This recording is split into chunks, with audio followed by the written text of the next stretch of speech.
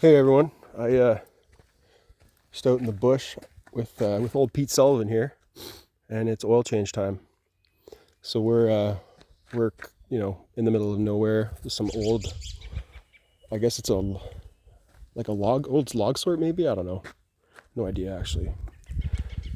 But yeah, we're going to oil change, and I have a vacuum leak that I'm fixing, and I'm gonna lube up the front end. And yeah, there's probably other shit that needs to be fixed on this old girl, but we're just gonna do our maintenance here for now, okay? So this is our vacuum leak situation. This is an 83 Dodge, so this is a 318 small block with the pinty little 2-barrel on it.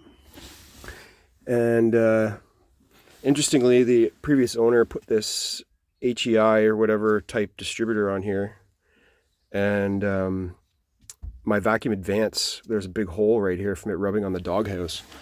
So I don't have any extra hose on me, so what I'm going to do is there was this piece of hose that was running from our vacuum advance to the carburetor, but this end was the end that was rubbed through, and this is in pretty rough shape.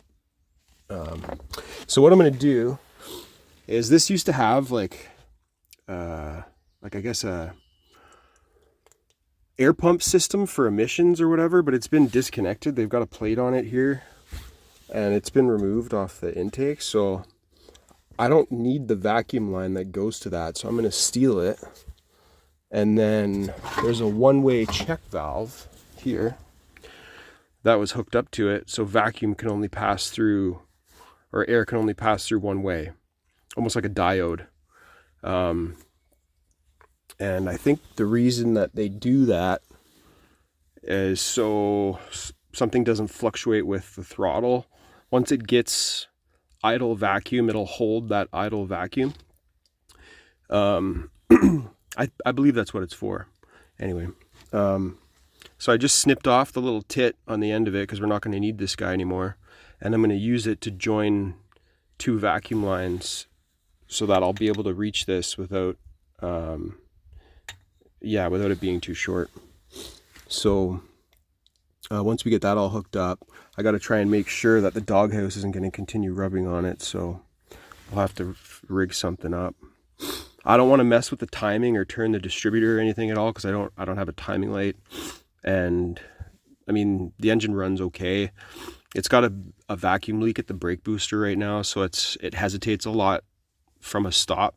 But it's got new plugs, new wires, and I cleaned up the cap and rotor and everything, so I know it's just that vacuum leak, because once you get going down the highway, all the power comes back.